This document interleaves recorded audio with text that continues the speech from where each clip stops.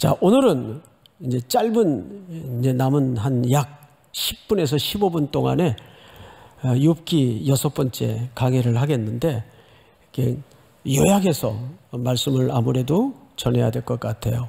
지난주 빌닷이라는 욥의 친구가 마지막까지 해서는 안 될 고발을 욥에게 던졌죠.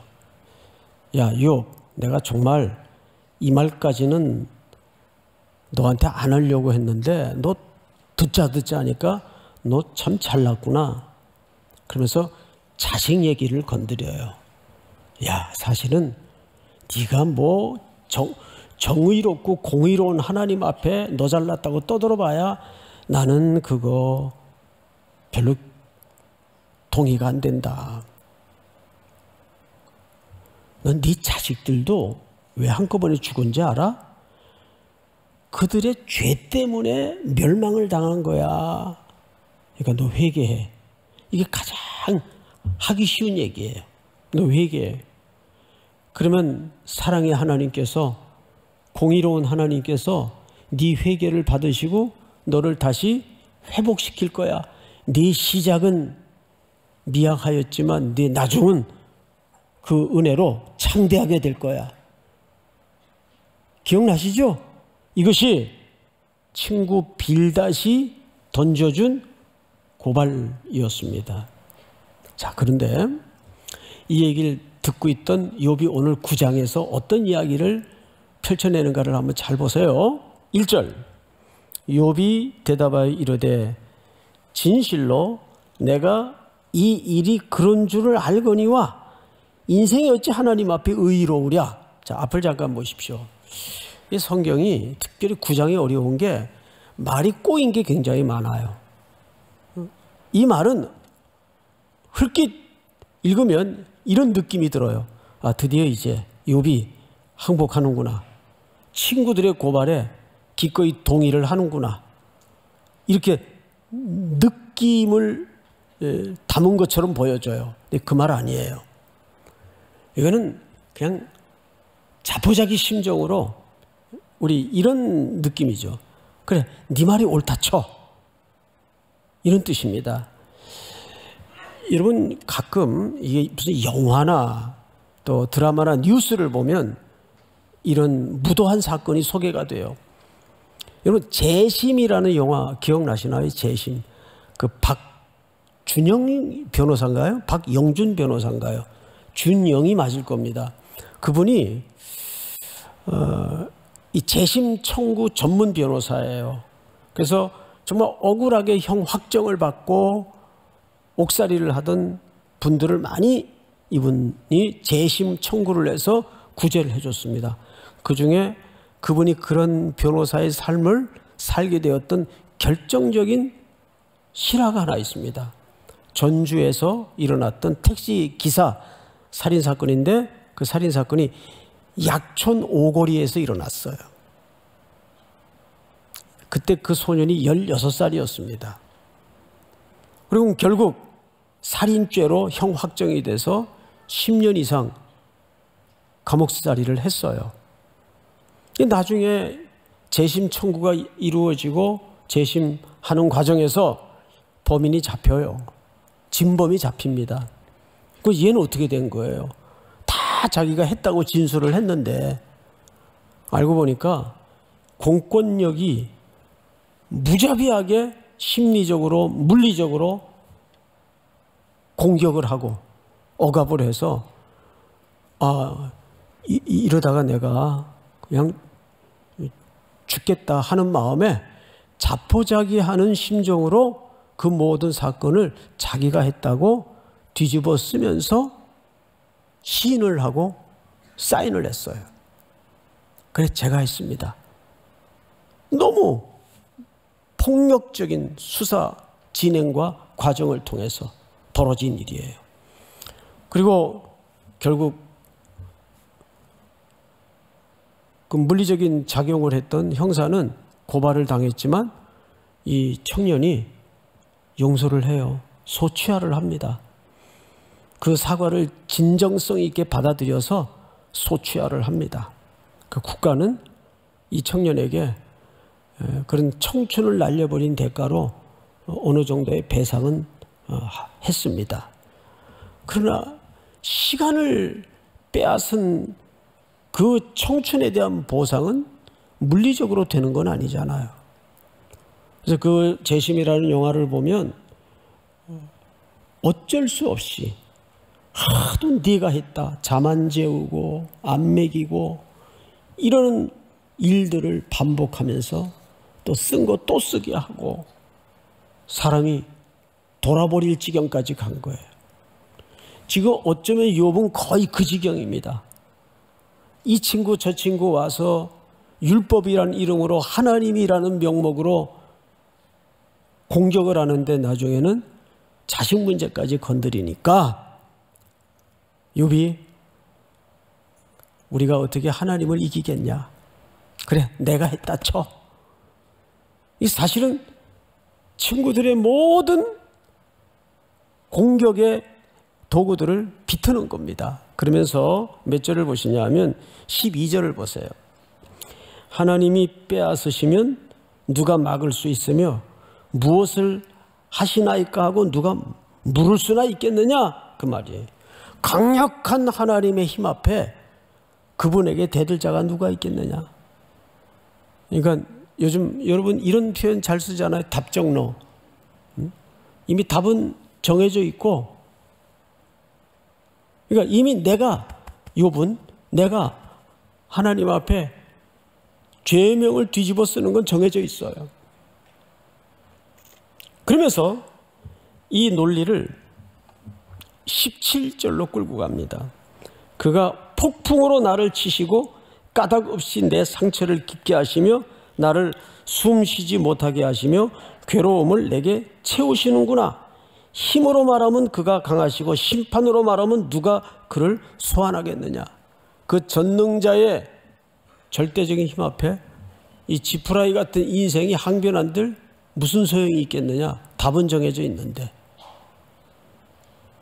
그러면서 9장에서 특별히 중요한 게 뭐냐 하면 욥에게 아주 중대한 신앙 성격의 변화가 옵니다. 그걸 여러분들이 읽다가 눈치를 채야 돼요. 욥에게 어떤 중대한 내적인 변화가 이루어져요. 성경을 잘 보세요. 22절. 일이 다 같은 것이라. 그러므로 나는 말하기를 하나님이 온전한 자나 악한 자나 멸망시킨다 하나니. 자, 이거 중요한 얘기입니다. 앞을 보실까요? 이렇게 얘기하는 거예요. 그렇다면 친구들의 말이 옳고 하나님의 하시는 일이 옳다면 내 생각에는 세상에 평생 착하게 사나 평생 악당 일을 하고 사나 하나님은 어차피 이 세상을 악의 지배 아래 던지신 것이다. 그 둘 차이가 없다면 악의 지배 아래 던지신 것이다. 구약의 어느 신학자가 이 부분을 이렇게까지 소개를 하더라고요. 무신론보다 더 무서운 것이 악의 지배론을 믿는 것이다. 근데 욥은 그럴 수밖에 없어요. 제가 욥의 입장에 서 있어도 내가 아무리 나를 봐도 친구들의 고발처럼 너 뭐 잘못했기 때문에 하나님이 너 벌 주는 거지. 회개하면 하나님이 다시 너를 회복시킬 거야. 다시 복을 주실 거야. 근데 그 인과응보적인 고발에도 자기는 케이스가 아니더라고요. 자기는 거기 예외더라고요. 그러면서 빠져든 신앙의 아주 미묘한 함정이 뭐냐면 인생을 살아보니까 선하게 평생 사나 악한 짓 하면서 평생 사나 이 악의 지배가 가득한 세상에 하나님은 어차피 그 세상을 방치하셨는데 그 방치하신 하나님께서 악이나 선이나 별 구분 없이 그냥 방치하셨더라고요. 그렇다면 나 같은 조부러운 인간에게 무슨 그분이 관심이 있을까? 내 눈물과 절망과 절규와 고통에 그분이 무슨 관심이 있을까? 관심 없어. 그러면서 오늘 본문으로 건너가면 이런 얘기를 해요. 28절을 보세요. 내 모든 고통을 두려워하오니 주께서 나를 죄 없다고 여기지 아니실 줄을 아나이다. 어차피 답은 정해져 있다 그 말이에요. 내가 정죄하심을 당할진대 어찌 헛되이 수고하리이까. 헛되이 수고한다는 말은 이제 변명도 헛될 수밖에 없다 그 말이에요. 주장도 헛될 수밖에 없다 그 말이에요. 보니까 착하게 산 놈이나 못된 짓 하고 산 놈이나 악의 세상에 방치되는 건 똑같더라. 큰 구분이 없더라. 그러면 이왕이면 자기 하고 싶은 대로 사는 게 속편하지. 오히려 그 둘이 구분이 없다면 욥이 지금 그 지경까지 간 거예요. 그러니까 오늘 이 9장에서 욥의 큰 변화가 두 가지예요. 이런 식이라면 하나님이 이런 식이고 평생 친구인 줄 알았던 친구놈들이 이런 식으로 나를 고발한다면 아, 세상이라는 게 선이나 악이나 큰 차이 없구나. 그냥 악한 지배구조 아래 세상은 던져진 것이고 하나님은 인간의 고통에 등 돌리고 앉았고 망하든 흥하든 별 관심이 없구나 그 뜻이에요. 그러면서도 실마리 같은 한 가닥 끈을 안 놔요. 그게 오늘 본문이에요. 자, 32절을 제가 좀 읽겠습니다. 하나님은 나처럼 사람이 아니신즉 내가 그에게 대답할 수 없으며 함께 들어가 재판할 수도 없고. 33절 다 같이 시작. 우리 사이에 손을 얹을 판결자가 없구나. 우리 사이라는 것은 누구와 누구를 얘기하죠?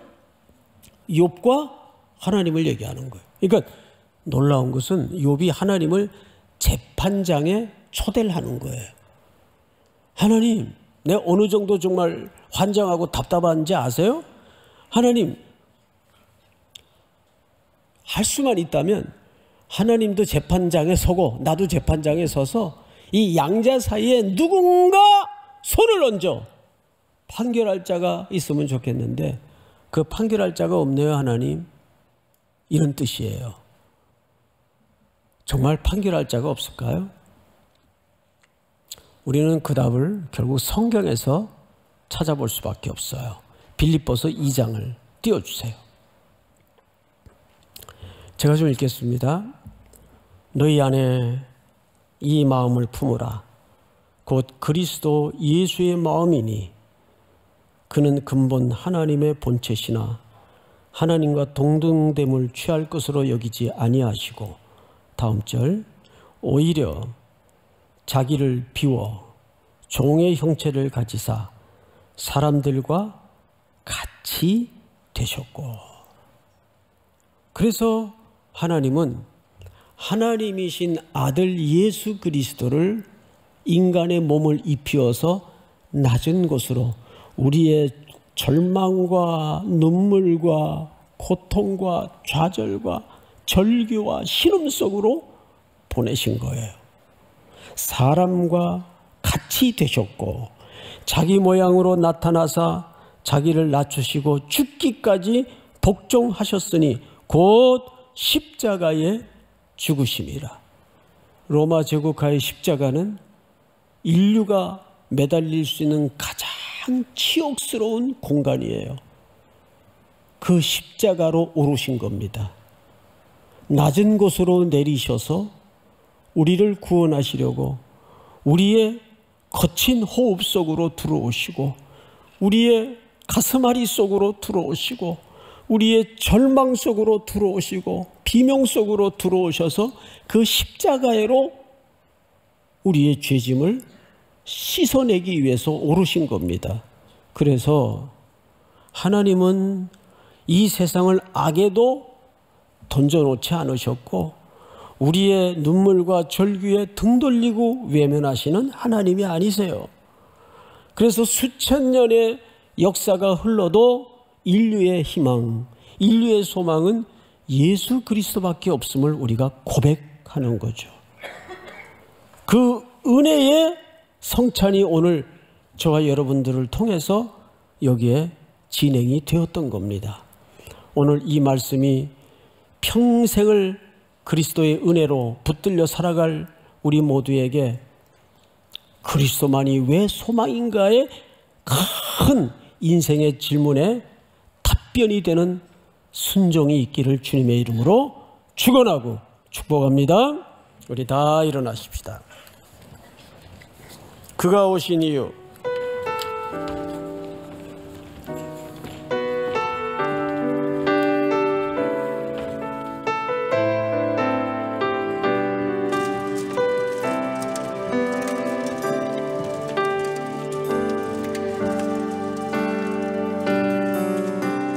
세상 가장 아름다운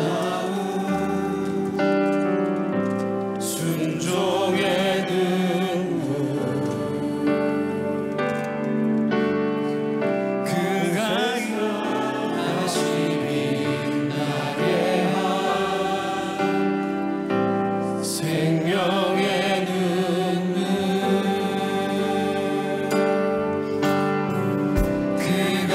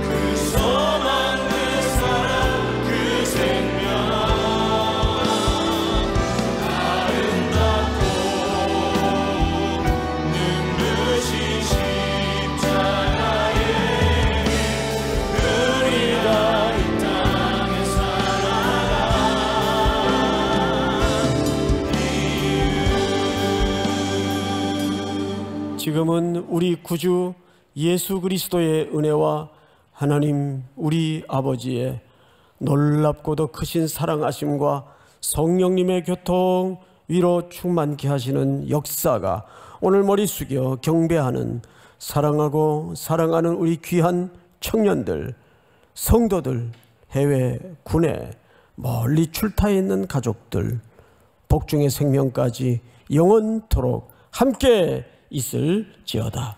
아멘.